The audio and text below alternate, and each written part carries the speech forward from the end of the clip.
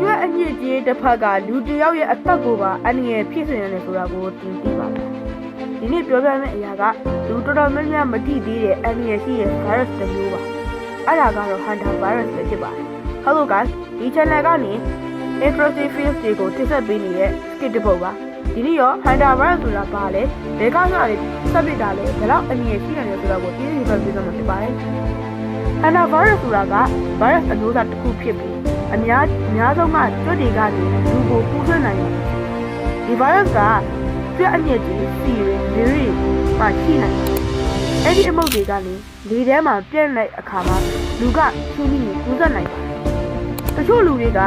ကျွတ်ကိုထိမှကူးတာလို့ထင်ကြပေမဲ့တကယ်တော့လေထဲကနေပါ virus အမုတ်ကိုသူ့မိနေတာကူးနိုင်တယ်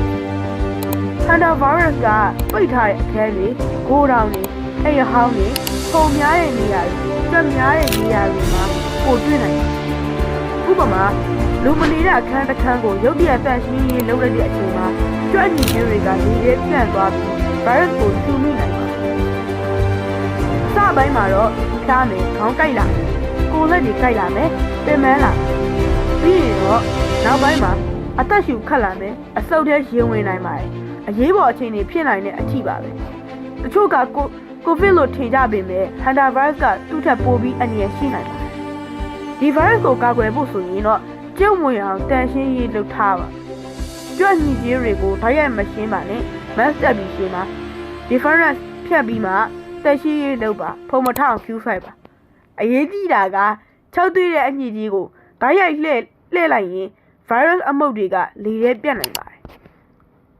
ကျွတ်တေးတေးတကောင်ကနေအသက်အန္တရာယ်ရှိတဲ့ virus ကူးနိုင်ရဆိုတာကိုတကယ်ကြောက်ဖို့ကောင်းပါတယ်ဒီဗီဒီယိုကိုပို့ထူတာရခဲ့ရင် like and follow လုပ်ပြီးကြဖို့မမေ့ပါနဲ့နောက်ထပ် instruction fields တွေကိုပါပြန်လည်ပြီးထုတ်ပြီးမှအတွက်ကြောင့်ကျွန်တော်ဗီဒီယိုလေးကို subscribe လုပ်ခဲ့ဖို့မမေ့ပါနဲ့ကျွန်တော်ကတော့ fighter is